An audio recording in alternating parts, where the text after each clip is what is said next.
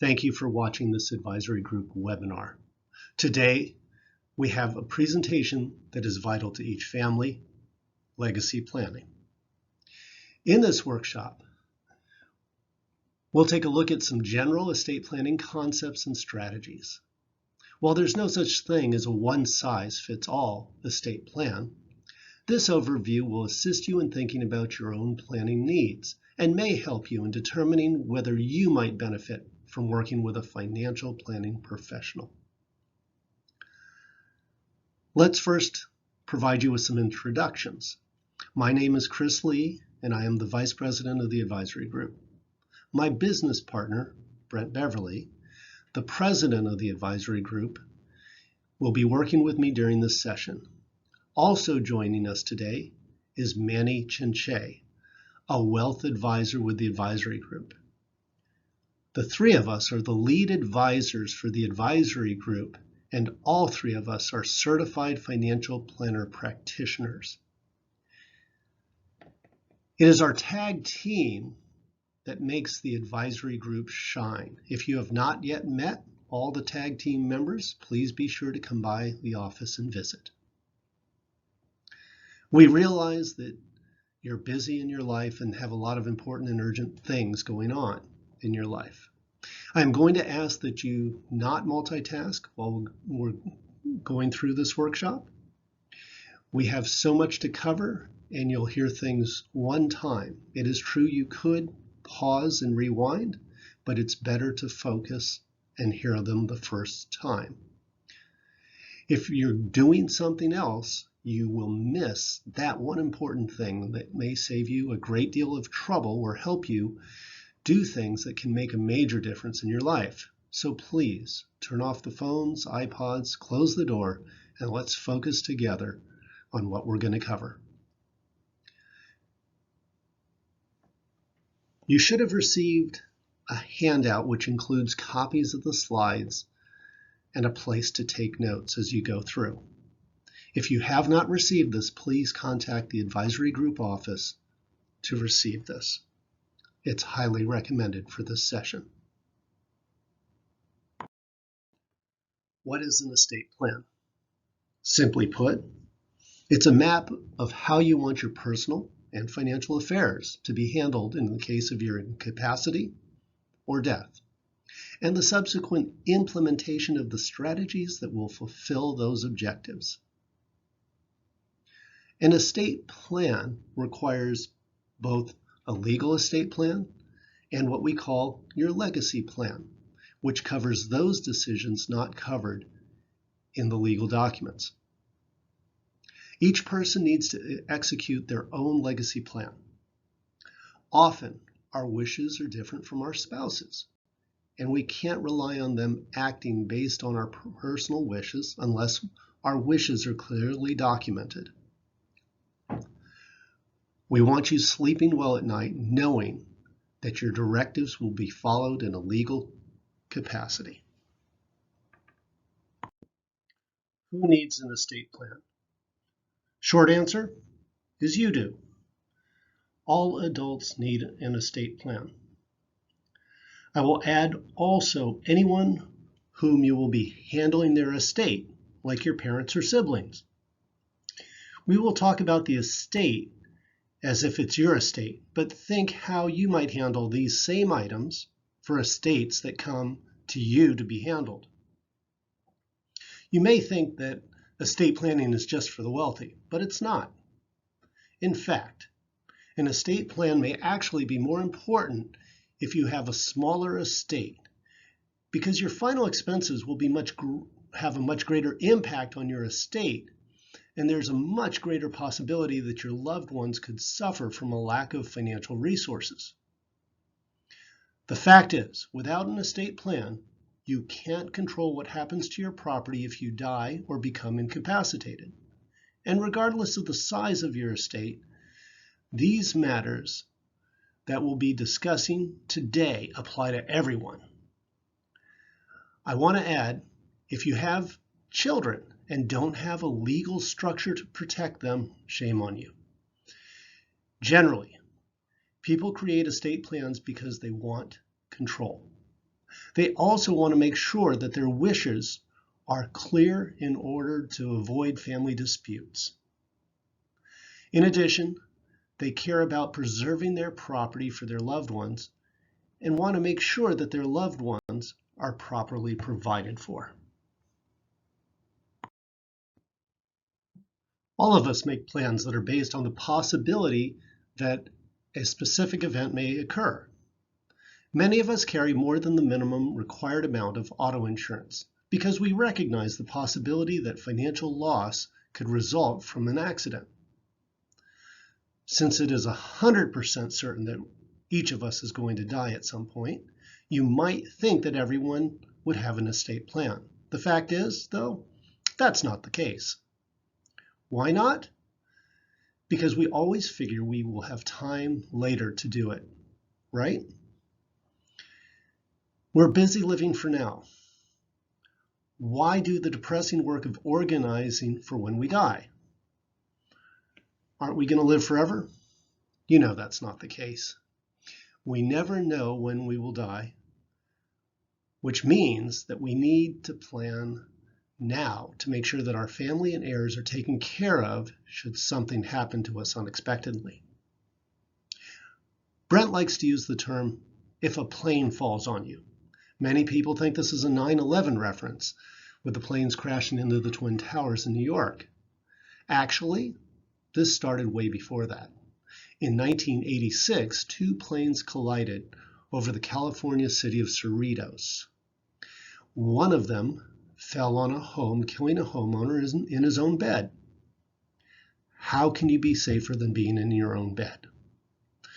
More recently, in Yorba Linda, California, just down the way from our office, a plane crashed into a home, killing 4 people getting ready to watch the Super Bowl. When God wants you, He's going to take you. You have to be prepared before that happens. We always assume that one of the spouses will be the survivor and be able to efficiently handle the affairs of the deceased, being aware of the assets and their wishes. The truth is, by being with our spouse, we make ourselves susceptible to a simultaneous demise, which could potentially lead to people being completely unaware of said wishes and assets that they are in control of. Serious problems occur when you don't do your planning.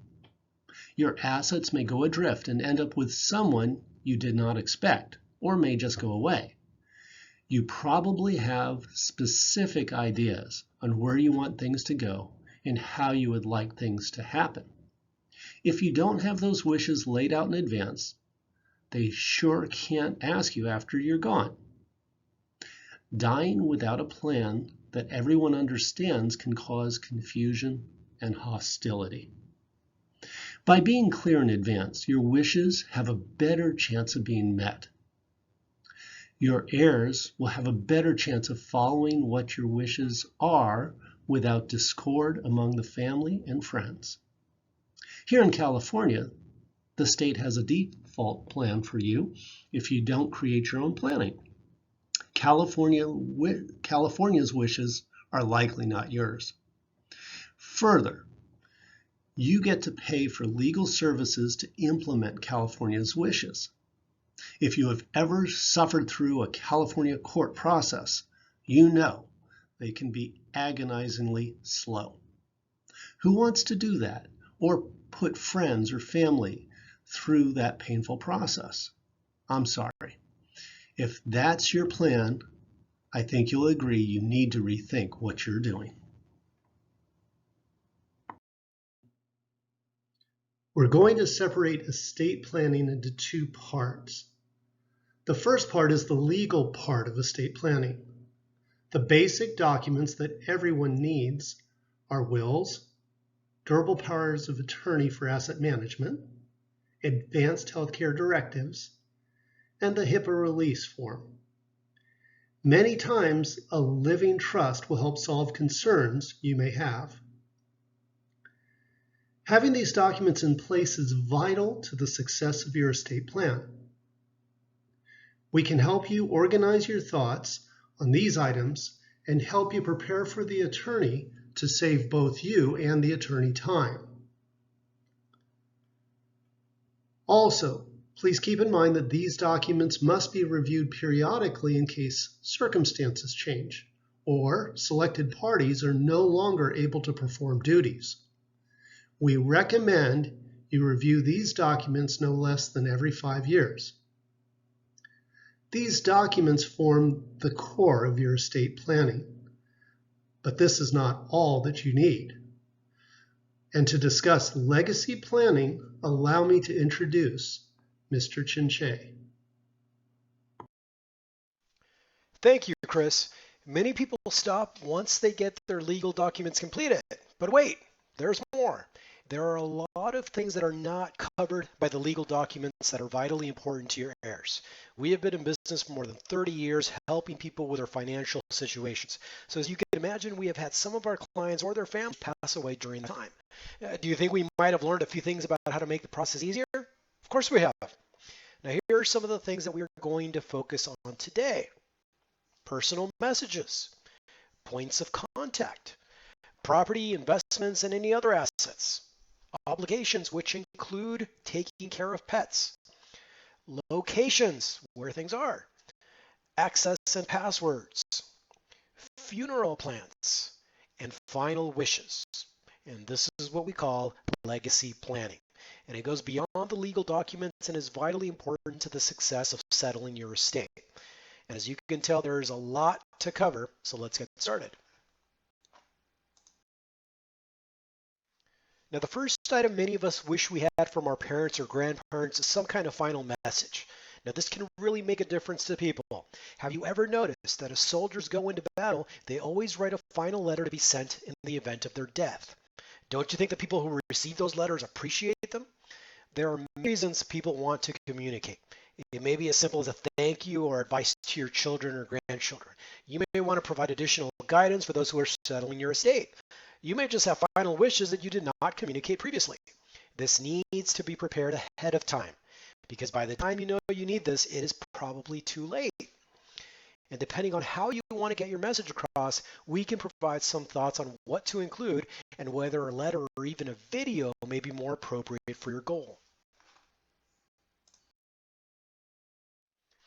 How many times have we found our clients don't know who the deceased normally communicated with? Now, we hear from many of our clients that their instructions to their kids or heirs is simply go see Brent, Chris, and Manny at the advisory group, and they'll tell you what to do. As much as we like to hear that vote of trust and confidence, there are a lot more advisors than just us that your family needs to be getting assistance from. The estate planning attorney is a key member of the team, especially if you have the right estate planning documents completed. Believe it or not, the documents themselves rarely include the name of the attorney who drafted the document, much less their address, phone number, or other contact information. Another primary member of the team to help settle an estate is the accountant or the CPA. Make sure you have the contact details distributed ahead of time. In addition to the estate planning attorney, you may have other attorneys that you work with. Litigation attorneys, business attorneys, real estate attorneys, any and all of them need to be contacted if something happens to you. What about your doctors? Do you think your family is going to know all the doctors you have seen and what happened? Only if you tell them. You're going to hear us refer several times regarding care for your pets. In many families, pets are treated like children. So what pets do you have? What are their names? What are their special quirks? Who is their veterinarian? Who else takes care of them? What plan do you have for their care? For all of these points of contact, be sure to provide full contact details. Name, address, phone, email, and website.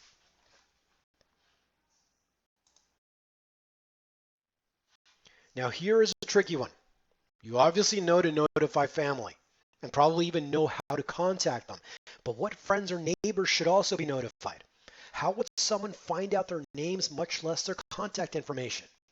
Not too many years ago, most of us had address books where we kept all that information. And I suspect there is no one here who still keeps up an address book. Where is that detail? You need to not only have that information available, you also need to tell your heirs where to find it. Remember that when they need it, you won't be around to tell them where to look. What about the schools or other organizations that likely form an important part of your legacy? Colleges, clubs, associations, bingo sessions, whatever it is that you do, whatever you have built up a circle of acquaintances, make sure that they are on the list. For professionals, there are numerous licensing agencies. In our case, it would be the Securities and Exchange Commission, a broker-dealer, LPL Financial, the many investment and insurance companies we work with. The list goes on and on.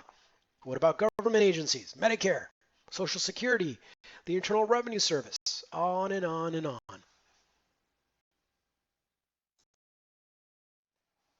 It's important that your heirs have a complete list of what you have. This includes properties, investments, and insurance policies. How many of you have faced or had experience with someone suffering from Alzheimer's or dementia? We saw a case where a father and mother retired and moved from New York to Florida. The father ended up with dementia but was cared for by the mother for a few years before she passed away. The adult children moved their father back to New York so that they could take care of him. Of course, they closed all the local bank accounts and moved everything to New York where they could take care of him. Makes sense, doesn't it? After 27 months, the father then passed away. Now, while digging through all the papers their father left, they found a life insurance policy with a face amount of $500,000. They were ecstatic. Here was a way to pay for their kids to go to college. What a relief. What was the problem, though? The insurance policy was being paid by an auto deduction from one of the banks in Florida. No account, no premiums are being paid. The policy had lapsed. And now, do you think the life insurance company would forgive it and pay on the policy that had lapsed? Of course not. 42 years of pain on that policy lost because of the lack of a paper trail for the family. Do you think it's important to keep track of the things you have? How easy it is to miss something like that.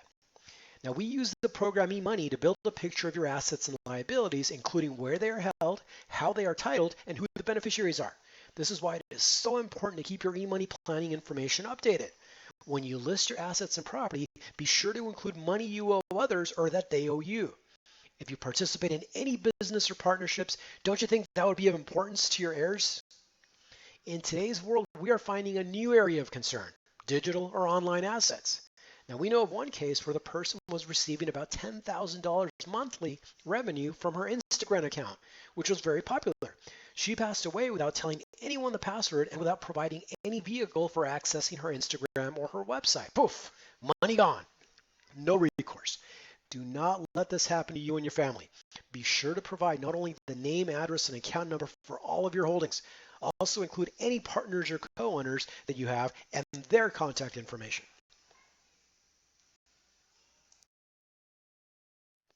Now, we all have obligations, some formal and some informal. You need to leave a record of anything your heirs might need to clean up or that you want to make sure they are taken care of. Lawsuits obviously would probably be at the head of any list. But what about assets that have gone astray? What about other obligations? We already talked about loans, but how about donations to your church or civic group? What about providing education to your children, grandchildren, or others? Don't forget the things you have signed up for. Leases, subscriptions, programs. No one knows your life as well as you do. How are they going to figure all these things out if you're not around to tell them? You know where your treasure is, but does anyone else? Are you like the pirates of old with people still searching for that treasure? Now, we did a seminar on identity prevention where we covered how to protect your valuables at home. This photograph here is from that seminar showing how effective it is to hide jewels from potential thieves in an especially designed outlet. They can be just as effectively hidden from your heirs should something happen to you. How many times do we hear of someone discovering a stash of money hidden in a wall or storage somewhere? I remember asking the family of one of our clients what was in the hidden floor safe that their parents had. What safe? They asked. They knew nothing about it. And when opened, it had over $50,000 in rare U.S. gold and silver coins. Almost quite the oops. Now, speaking of valuables, do you have collectibles? Do your heirs know the value of your collection? You may have stamps or coins or something else where you know the value of what you have, but someone else might just put that stamp on an envelope and mail it. Now, we once had a case of someone taking collectible coins down to the local coin counter to exchange the coins for cash. Oops again. When W.C. Fields died, he left bank accounts strewn across the country. They don't think his heirs ever found them all. Of course, now all the accounts have been cheated, or in other words, taken by the state. The government has the money for whenever he comes back from the dead to claim it. Here's a very important point. We spent a lot of time at that identity theft prevention seminar discussing how to protect your passwords. If you're dead, how will your family know what your passwords are and how to access your numerous accounts, even if it is only to close them down? Do you really want to leave your personal information on the web for hackers and thieves to access? The best solution we have come up with is to use a password protected spreadsheet that only you can access. It takes both the password and the file in order to get your passwords. Now, one of the things that we offer our clients is a secure online vault that you can access anywhere in the world via the internet. In that vault is a folder to which only you have access. We and even the company providing the vault have no access to that folder. By storing a password file in that folder in the vault, you can supply your heirs with your master login password, but they will have no access to your actual file. If you have passed away, we can then reset your vault password, allowing your designated trustee access to your secure file. So make sure in that spreadsheet that you have the website, login, and password for each site. I also like to put the date that I allocated the password. Anything too old needs to get updated. We already talked about the need to provide access to your online assets and sites.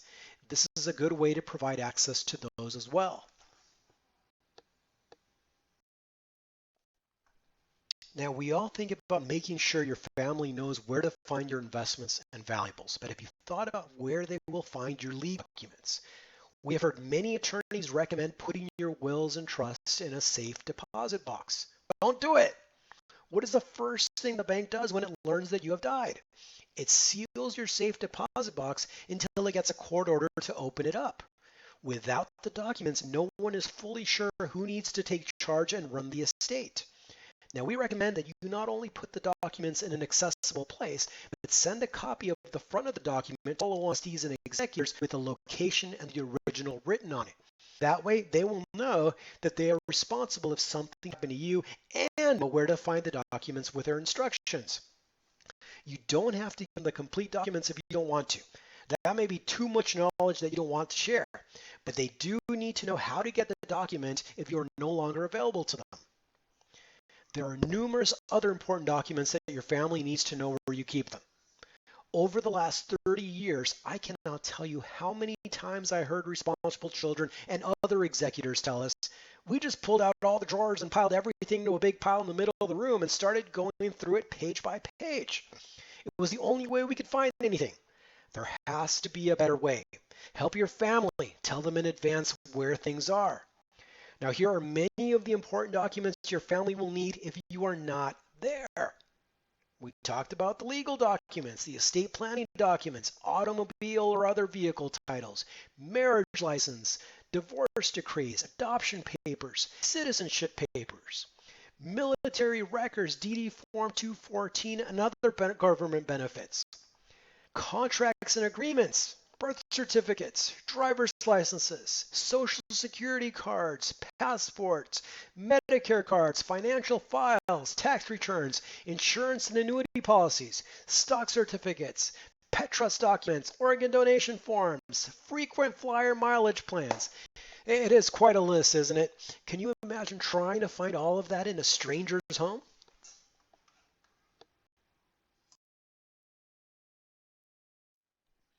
Speaking of your safe deposit box and personal safe, where are they and how do your heirs get in?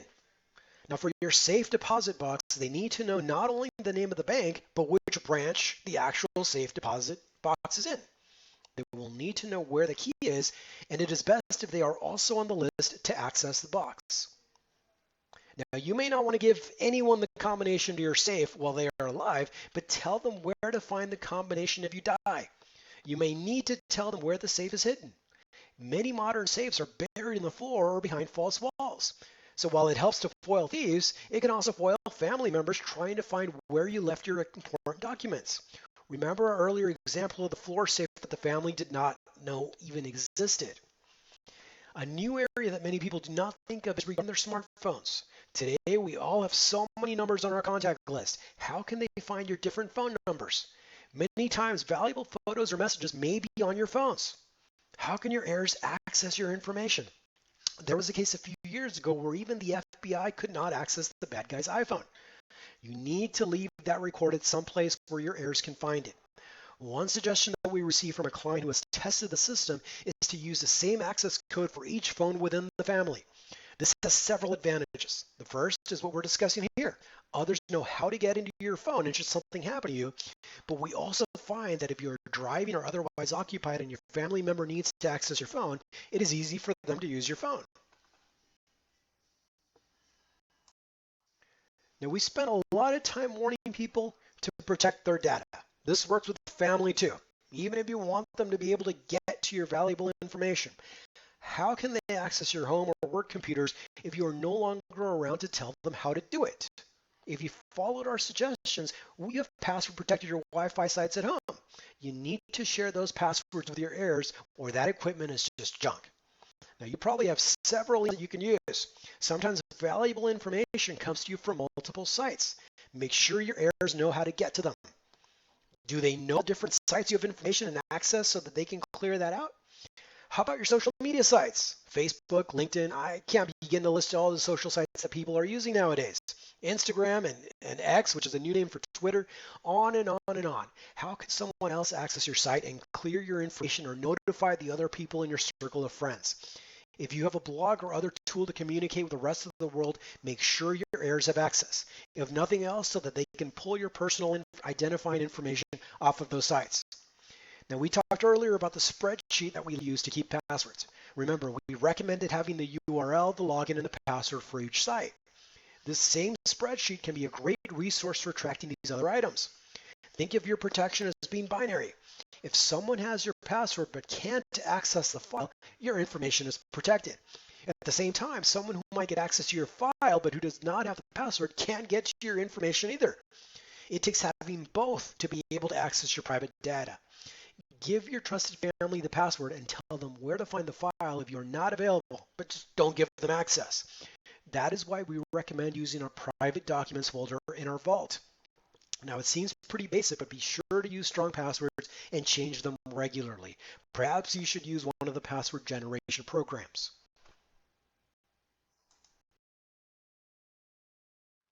Do you have any idea of how you want to be treated after you pass away? Where you want to be buried? Or if you want to be cremated, where do you want your ashes to go? Do you have ideas on how you like your funeral conducted? As we get older and go to more funerals, I get more and more ideas on how I would like things run when I go. Do you have preferences on how your funeral and burial are handled? If you're like most people, the answer is probably. Does anyone else know your preferences? How are they supposed to find out? This is not a subject that most people want to talk about, is it? Will they remember what you wanted when the time does come? Even if you're one of the rare few who discuss this with the folks who need to plan it out, has it been a long time? Have they forgotten or misunderstood what you told them? Have your wishes changed? We have found people who have pre-planned or prepaid for their funerals, but the family never even knew about it. The family found out about the prepaid plans only after the burial was completed at another place. Now what do? Dig up the deceased and put the coffin where that person had selected? Or leave it where it is? There is a waste of money and time. Or another problem we find is that people pre-plan their funerals and they think they have paid for them, only for the family to discover there are sizable additional expenses to do things as planned.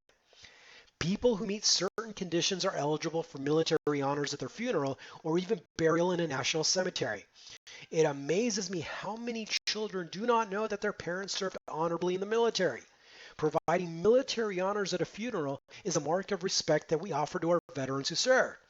How do your children know if you served? If you're like most people, you were finished with a military service before your kids even came along. The documentation your family needs to provide is the form DD-214, the sheet of paper. Where do you suppose that is hidden after all these years? We have found them in the oddest places, stuck in books, among old uniforms, filed with insurance papers. Who knows where this important document is hiding? The bottom line is write it down. Put your information in a central source and let your heirs and family know where your wishes are recorded. Let them know where your documents are. You can use a sealed envelope or a file on your computer, any number of methods of communication. It does no good at all if they cannot find them before your funeral is planned. Now, many people don't attend a funeral to mourn, but rather to celebrate the life of a friend or family member. You can help that process by sharing your thoughts and wishes with your family and friends. Some use the term ethical will. It is not a will in a traditional sense, but rather a passing on of your blessings and encouragement to those who are important to you. We find that many families have created a family mission statement to help guide them along the pathways of life. Making sure that this mission is shared with your family and others often helps them to cope with a death in the family. Now, one more item that we find creates a sense of legacy is a family history. This is not a genealogy, not a listing of who begat who, but rather a narrative of your family's traditions. It may be the story of your grandfather and grandmother and how they got to where they ended up. It may be your parents and why they're important to you. It is often a recounting of the important things that have happened to you and your family. Trips, talks, pets, places, things that made a difference in you and your family's lives. Share them in writing or recording if possible. This is what makes a family. This is what makes people special to us. It is important. Make sure you're ready to share your life and that of those around you. Now, to take us through the rest of our presentation, allow me to bring up Mr. Beverly. Brent? Well, thank you, Manny. Man, you covered a lot. Nicely done. So let me ask everyone here, did you find this discussion helpful? Now, our clients over the years and their families have found having this information pulled together to be invaluable. Without putting any of you on the spot, ask yourself, do I have things organized for my family and heirs? Now, I doubt most of you have anything prepared, yet we never know when our family might need this information. There are other advisors who provide similar education on this legacy planning under various names, and at this point you would typically get a comprehensive book that asks you to fill in all this information, quote, in one convenient place, close quote. Now, we have such books. We've provided them in the past to clients, and it's mind-numbing in its thoroughness and complexity. In our experience, having handed out dozens of these books over the years, that exactly 100% of these books never gets filled in completely. A 100% failure rate. And our experience is not uncommon. In fact, of all the groups we've talked to, including insurance agents, women's groups, CPA associations, legal offices, not a single person in our experience has ever fully completed one of these books. And in truth, it's probably an impossibility because by the time you get halfway through that book, your data has changed and you need to do it again. We have what we think is a better way. The advisory group has many tools to help you with all of this. Now, we realize it can be overwhelming, but your tag advisor already knows much about you. What we don't know, we can help you put together in a format that will generate a report that will benefit generations of your family. You should have received our legacy planning handout with your confirmation email.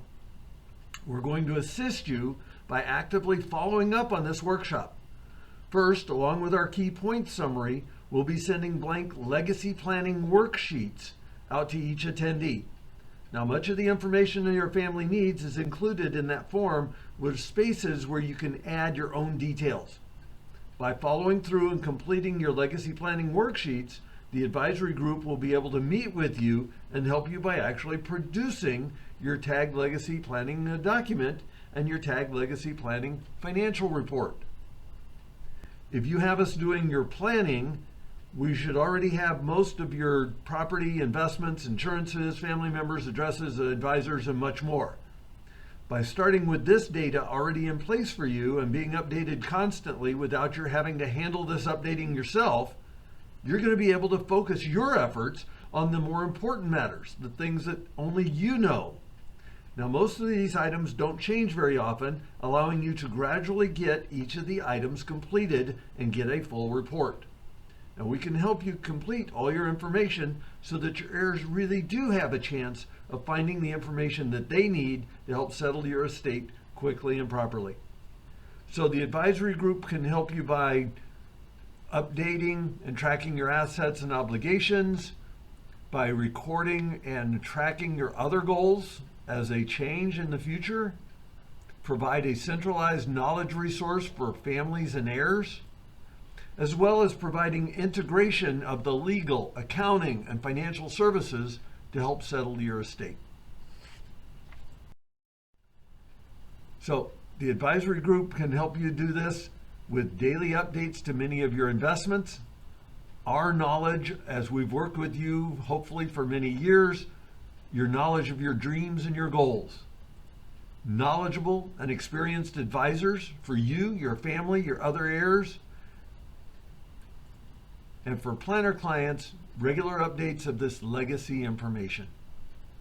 All right, and I would include with this working with your other advisors, such as your CPA and attorney, to help make sure that they know what's going on and help you stay updated. Now, this is not a project that you're going to complete on a Saturday afternoon while watching TV. It takes time. With the constantly changing portion of your legacy planning being updated constantly for you by the advisory group, again, you're going to be able to focus your efforts on the remaining portion of your legacy planning one step at a time. We can help you achieve that. So, as I note here, legacy planning can seem overwhelming, but by getting it over time, one step at a time, it'll get done. Now, we also want to emphasize your plan needs to be shared with those you trust. Now, we've covered a lot here. Okay, we've covered a lot here, and if there's one thought we want to leave you with, it is that your plans and thoughts need to be shared with those you trust to implement your legacy. All of us are too busy to do that all the time. So by working with your trained advisor, you can make constant forward progress in getting your planning done and keeping it updated. The advisory group has been helping our clients with this, working towards their goals for over 30 years. In fact, it's almost scary, it's almost 40 years. We're bringing a new program into focus now to take many of those lessons that we've learned over the past 30, 40 years into a process that seeks to help you be successful at something that many people have failed to accomplish, and that is prepare for your heirs. So, what do we do next? As noted earlier, we'll be sending the Tag Legacy Plan worksheets out to each attendee. Now, while there may be many things in common, often there are significant differences between spouses and each spouse's wishes. We believe that each person needs their own legacy planning worksheet. So when we send you the legacy planning worksheet, we want each person to provide their own details so that your family can carry out each of your specific wishes. If you're one of our clients using our eMoney Advisor planning software, you can get an up-to-date legacy plan financial report of your assets and liabilities. Connect with our tag team and ensure that your information is up to date so you can produce that report anytime you need it. When you return your worksheet to us, we'll be preparing a legacy plan document for you. Our intent is this will simplify your information to make it easier to understand and for you to know what's going on and for your heirs to know what's going on. And we'll get that document back to you for you to use. We highly recommend that you and your tag advisor review and discuss what you have. So when you're ready, contact our client concierge, Melinda Smith, to coordinate a session to meet with us. Now, this valuable information is of limited use if no one knows it's already prepared, if they don't know to look for it. So you want to make sure that your family and heirs know where to find these documents if and when something might happen to you. Now, they probably don't need a copy of it at this time, as your wishes and details may change over time. They just need to know where to look if you're not there to tell them. Now, we've covered a lot today. As we wrap up, I'd like you to take just a moment and ask yourself these questions.